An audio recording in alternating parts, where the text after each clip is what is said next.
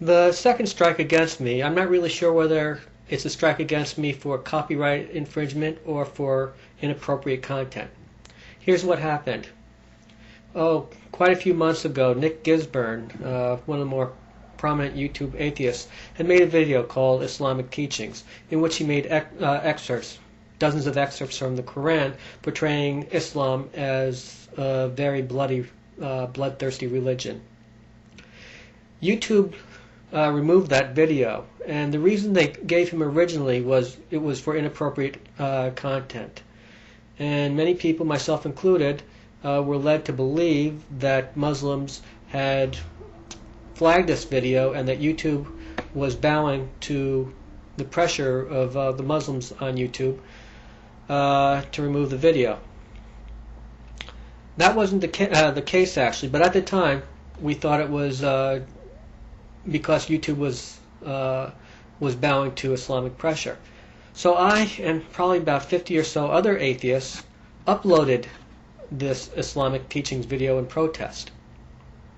What I and the others didn't know, though, was that, and we did this with Nick's approval, or he certainly didn't object to this. He gave no indication that he didn't want this to happen, and I think, in fact, that he probably was happy that we did this. What we didn't know, though, is that the reason Nick was really banned, because YouTube didn't say this flat out at the beginning, was because his video had included copyright material in it. YouTube, this came out later, and the whole incident is kind of complex, and I made a few videos a while back about Nick Gisburne if you're really interested in it. It's a long story. But to make a long story short, yes, it was copyrighted, but I did not know at the time that it contained copyrighted information. Had I known this, I wouldn't have put it up in the first place. And I just want to show you a snapshot, and you'll see that the reason that YouTube gave in the reason they put it down is they said inappropriate content. So it seems like YouTube was at least at first confused as to the reason why they put it down, and so a lot of people were misled. If YouTube had, if this were inappropriate, if this had been copyrighted material, I would have expected YouTube to say so, and they didn't say so originally. So I was kind of led to believe that copyright was not a problem with this. Okay, here you'll see it says at the bottom of the right-hand corner here, it says rejected, content inappropriate. It doesn't say rejected due to copyright infringement. It says rejected, content inappropriate. So as you can see, I'm not the only one who was confused about this. Of course, I'm not the only person around here who has some problems with the copyright issue. The Redskull has had one of his videos deleted for copyright issues. In fact, it had something to do with magic. I think I'm not going to say that he intentionally violated copyright. I think that the copyright law is a little bit tricky, so I'm not going to say that he was intentionally violating copyright, but he does have a strike against him there. Redskull also used a sock puppet called Bend Over Girl, and this is something that he admitted to in a previous video. And in this sock puppet, what he did is he would throw pictures of people. One was Hard Case Owns You, another was the Drama Tube, and I forget who the third one was, or fourth one. I'll think of him in a little while. But he would take pictures of people and throw them into a toilet and then piss on them. And so you didn't actually see, you could see the water or the urine going onto the pictures, but you didn't actually see Redskull. He was not actually in the pictures. But then what he did was a violation of copyright, a rather malicious one. What he did is he swiped the video off of the soundtrack, or he swiped the soundtrack off of Firefly 515's video. And it made it sound like Firefly 515 was indeed responsible for Bend Over Girl.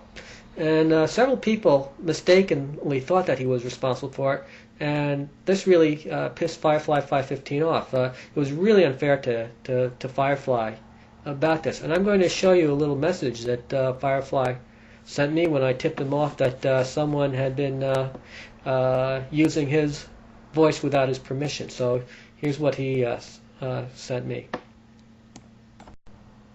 So I sent a message to Firefly asking him if he had authorized anyone's use of his voice on the Bend Over Girl's video where Bend Over Girl was pissing on someone's picture. And this is his response. Notice that he said that no, he didn't give anyone permission, and at the very end he says, "I would like you to make a video to expose this asshole that did this. This pisses me off. Thanks." So clearly the Redskull did not have Firefly's permission to steal his voice and use it in a way that would ultimately humiliate Firefly, because other people suspected that he was in fact behind those videos. So as you can see, I have one strike against me for the unintentional copyright violation of a video whose soundtrack had, unbeknownst to me, carried some copyrighted material. And the other violation is a fair use violation to prove that Redskull is a liar, and it's a lie that he subsequently admitted to many months later. Whereas the Redskull used a video to, it looks to me like he used it to intentionally humiliate someone. How else can you interpret this?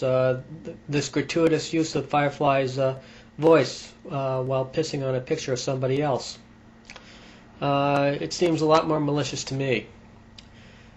Malicious though that may be, it's not as malicious. Copyright infringement is not as malicious as plagiarism. Plagiarism is where you outright steal someone's work and pretend like you did all the work and that it was yours originally. It's fronting someone else's work off as your own. And the Redskull has done this several times. I'm going to give you two examples tonight. I'm going to put a link in the sidebar to a video entitled "Are We Alone?" Beautiful video. Only one thing wrong with it. He did not accredit any of this to Carl Sagan. Yes, this is a direct rip-off of Carl Sagan's book and movie Contact. Great movie, great book. I highly recommend them both.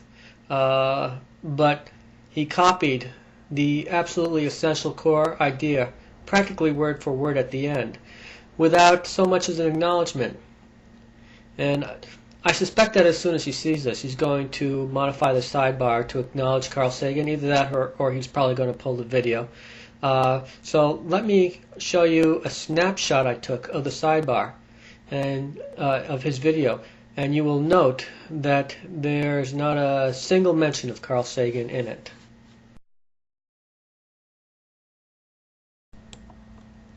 Finally, I'm going to post two more links in the sidebar.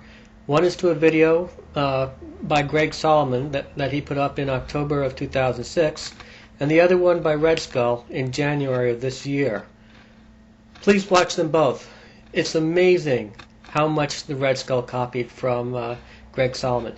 I shouldn't say copy, I should say ripped off from Greg Solomon. Plagiarism at its finest. And he makes a big to-do about my fair use of his documents. It's a pattern by Redskull that you'll often see if you watch him closely enough. He'll complain that others are doing things. Oftentimes they're not doing it, but he'll complain about others' wrongdoings, and he'll be doing far, far worse. Simple case of people who live in glass houses shouldn't throw stones. This has been a masked analyst, under and in.